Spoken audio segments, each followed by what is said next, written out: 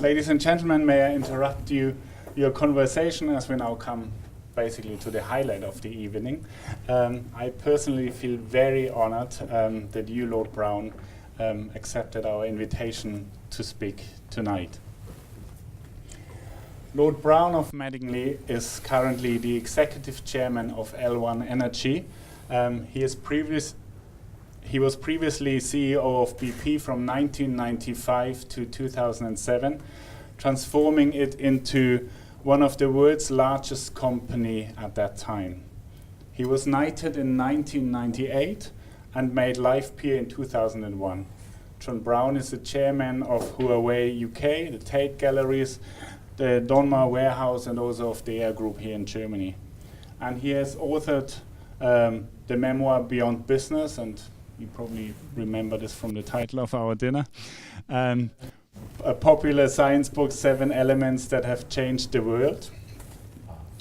The Glass Closet, a commentary on the acceptance of inclusion of LGBT people in business, and most recently, Connect, about how companies succeed by engaging radically with society.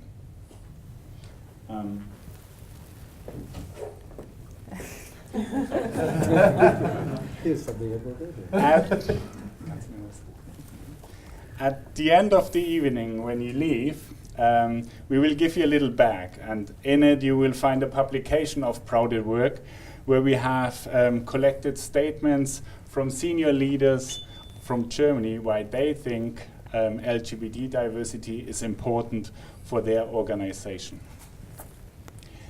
Some of you know that we have been planning this dinner for quite a while and had to postpone it already once. This is the reason why you will find a signed copy of Lord Browne's book, The Glass Closet, and not Connect, his latest book, Now we're confused. in the bag.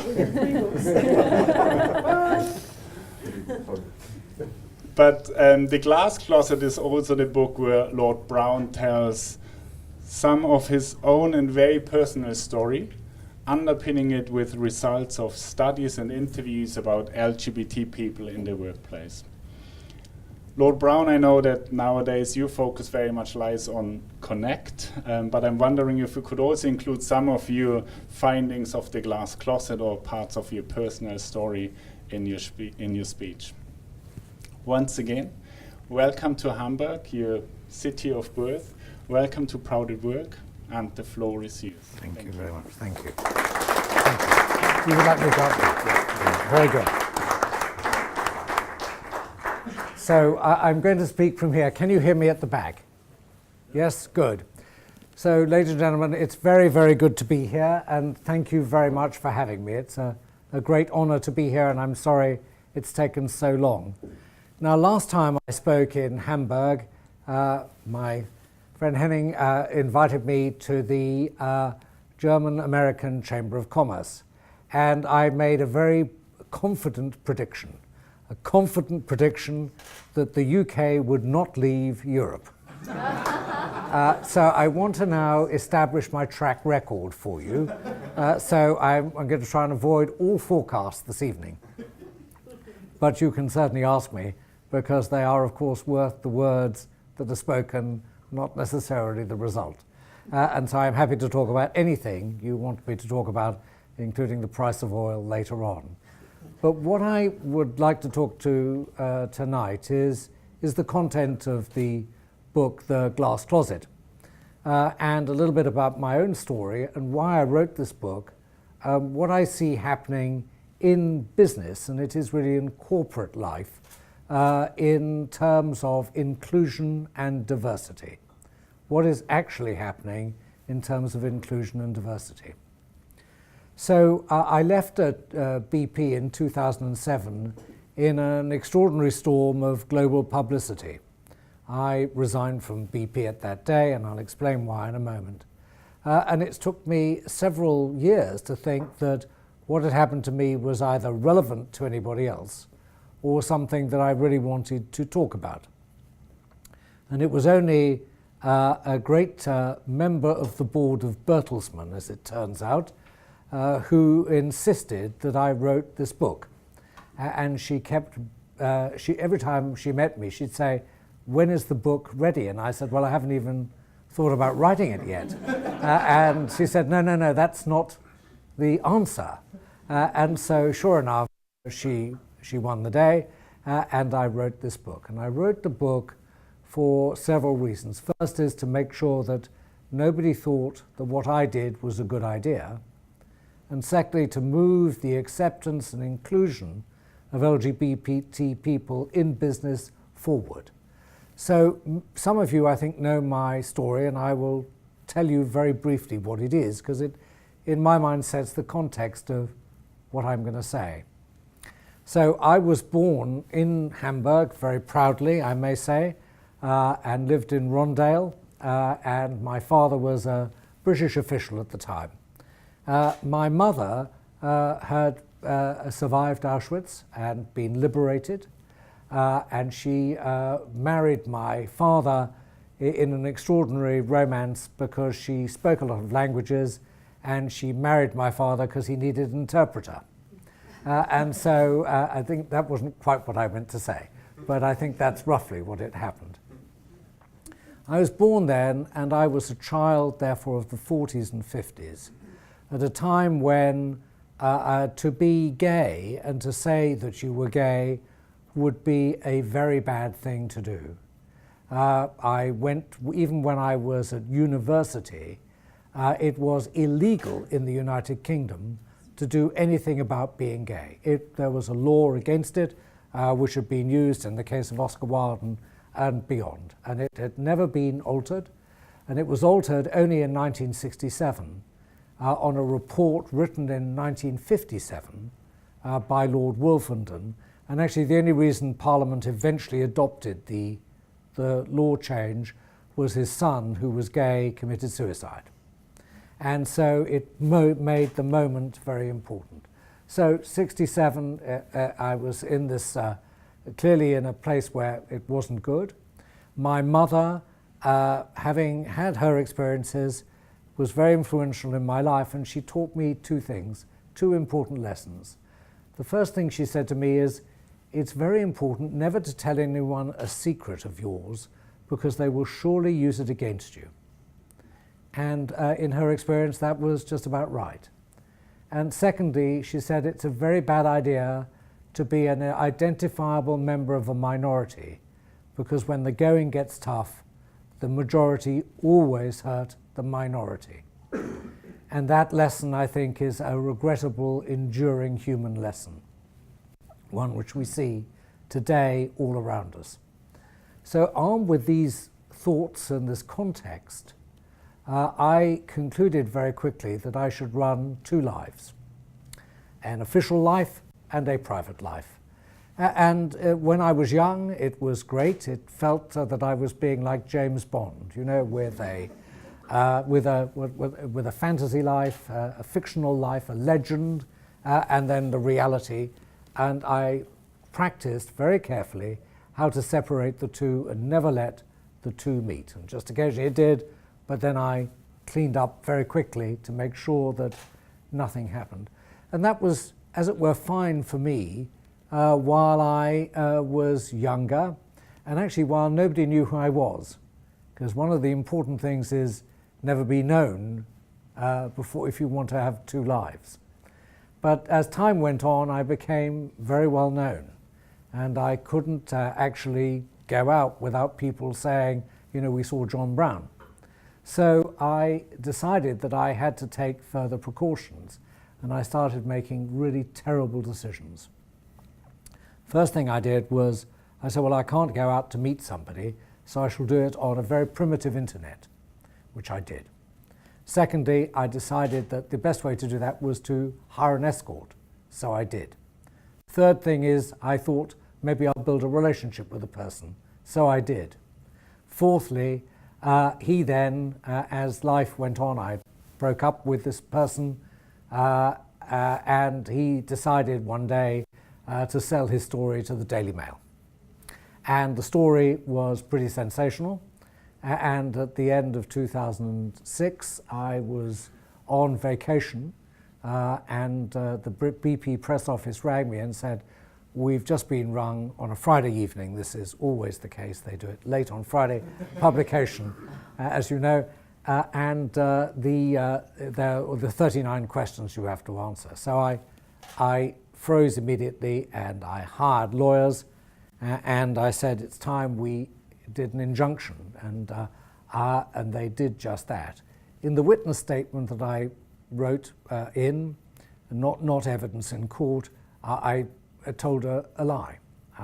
Because when asked, how did I meet him, I said, I used a cover story that I'd thought about a lot with him. We'd been walking in Battersea Park. Actually, that wasn't true. I then changed that. I corrected it after a few days because it was a dreadful thing to do. But it started a very complex set of events in train. At the time, you could have a super injunction. That is an injunction on the injunction itself, so you couldn't know anything. You couldn't know that an injunction existed, which I had, and it went right up to the Court of Appeal to be tested. And the question, there were all sorts of very complex questions. Anyway, by the 1st of May, they had ruled that the appeal collapsed on certain grounds, but the case had to be exposed. I was convinced at the time that what I should do is resign from BP. I didn't ask anyone whether I should do it. I just concluded I should, because I figured out this would be a very big story, and it would be damaging for BP. And I'd spent my life, the last 12 years, building BP into what I like to think was a very good company. So I resigned. I walked out of the front door of BP to the press of the world, and they hounded me for days, lots of paparazzi and things like that. But as a friend of mine reminded me, it's always the case that the dogs bark and then the caravan simply moves on. And that's what happened. And so I had to start again, and which is what I did. So that was the basis upon which I wrote this book. I thought to myself, with my friend who kept insisting it was written, that the story was important to tell people, first because I wouldn't want anyone to think it's a good idea and do it again. Secondly, to begin to be very imperfect, because I wish I were openly gay when I was CEO of BP, but that was then and this is now. To be a role model, to say to people it's okay, you can come out. And thirdly, to make sure that people understood that there was always a different life. There was always a different life.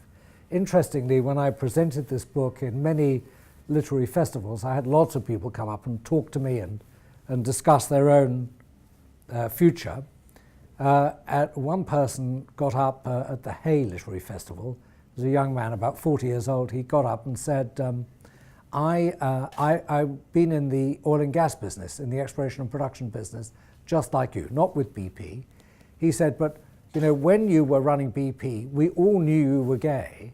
The only question was, no one was brave enough to tell you. And in that story, it's quite important to remember something. When I came out, I thought I'd lose all my friends. I thought I'd have no respect. I thought I would be regarded as an empty shell. Quite the reverse. When I was outed, I had a huge amount of support in the UK and globally, people writing letters to the newspaper, writing to me. I had thousands of letters from extraordinary people. And business life continued. People didn't cross the street. They just carried on. So what have I learned about this? Well, it seems to me that corporate life is a very special place where I think I have some experience. It's also a very conservative place. And I've observed that while people talk about LGBT inclusion, I'd like you to just think about how many openly gay CEOs there are in the S&P 500. The answer is actually there's one, and it's Tim Cook of Apple, who took some time to decide to come out. Now, on the basis of normal statistics, which do lie, of course, let's say that 5% of the population is LGBT, and why would you therefore not expect that 25 of the S&P 500 might be openly gay? So I would conclude, therefore, that there are 24 people in the closet. There must be people in the closet. And why are they in the closet? And I think the answer lies in this question of, what is acceptable, what is regarded as how many things can you handle inside a company when you make a selection. And people are very conservative, and I think that signal is sent to people. It's better not to show who you are. I hope that changes. But the problem with that at the moment, of course, is if there's no one out, there are no role models. So while you can go around and say to people, it's okay to come out, it's safe here, we make it safe, we actually do make sure that people are not in any way disadvantaged. People say, well, that's very well you talk to me like that, but show me where the senior executives are. Show me where the CEO is. Show me actually what in reality has happened.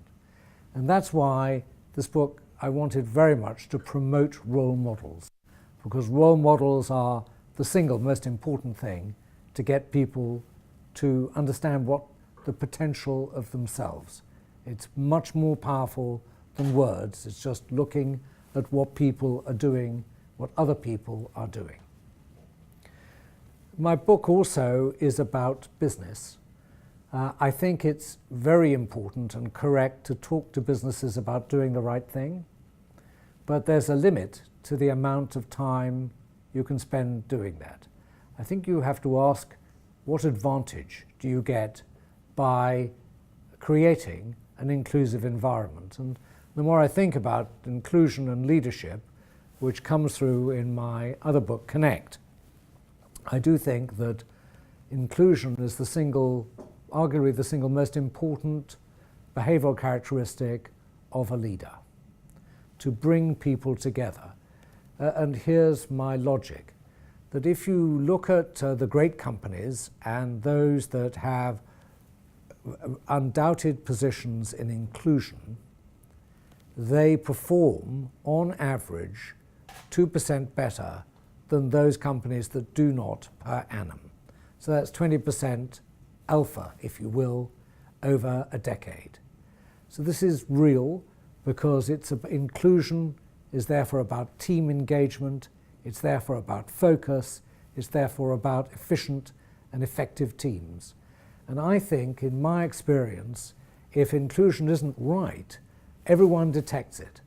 They may say, oh, well, we don't, LGBT, we don't want to talk about it, but actually, in their minds, they realize that these biases are bad, because they too could be discriminated against for all sorts of other reasons, inherent reasons.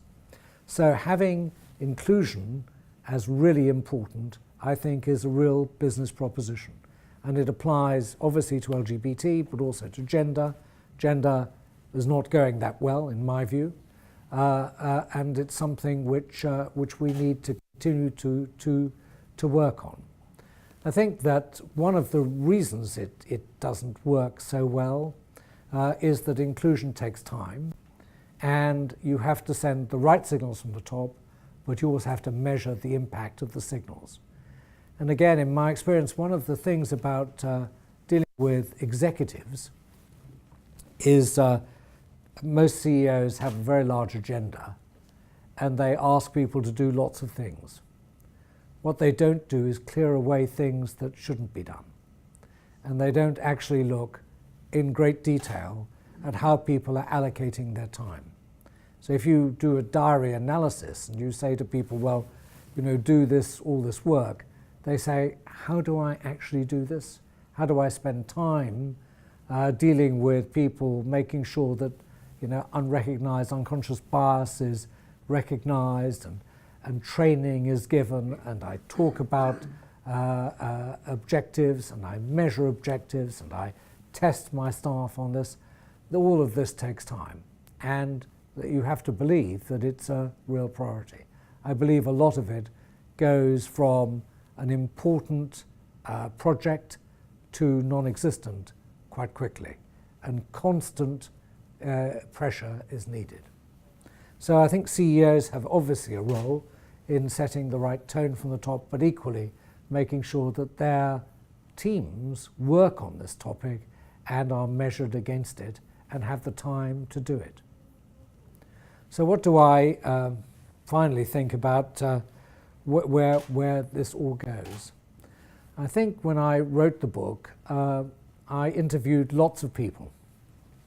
I interviewed people who had had a tough time, transgender, people who had spent their time agonizing about what would happen if they came out as transgender in business.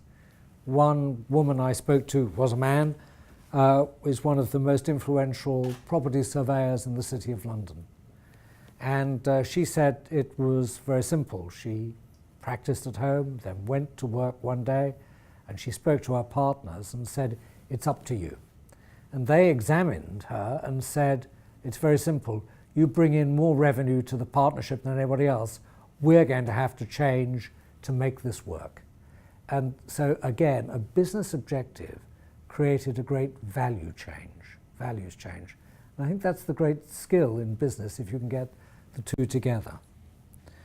I think my final point is this, that we can talk a lot about LGBT inclusion and what goes wrong in the world.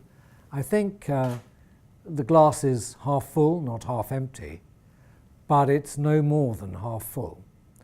When I was interviewing people, I decided that I would interview the most senior openly gay judge in the UK,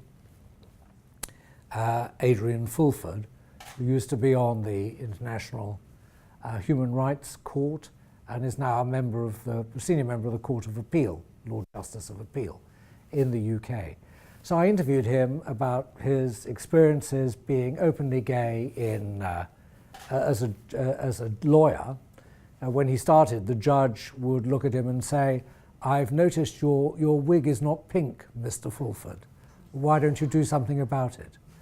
And this was in open court a long time ago. Now, of course, it's all changed. But Adrian said to me, we had a great interview, and as I was leaving, like everybody does when you do finish an interview, they often say, "There's just one thing, and it's just the one thing that really matters." And he said, in my experience, the key thing here is constant vigilance is needed. And I think that actually is the theme of the book. It's constant vigilance is needed to never let go of the position achieved, but to expand upon it. Otherwise, it goes backwards. My favorite story of complacency is the Empire State LGBT organization, which 2 years ago concluded that everything that could be done had been done in LGBT inclusion and closed itself down. That's not what we should be doing, it seems to me. Ladies and gentlemen, that's all I want to say by way of remarks, and I'm happy to take questions on any topic you want or any comments.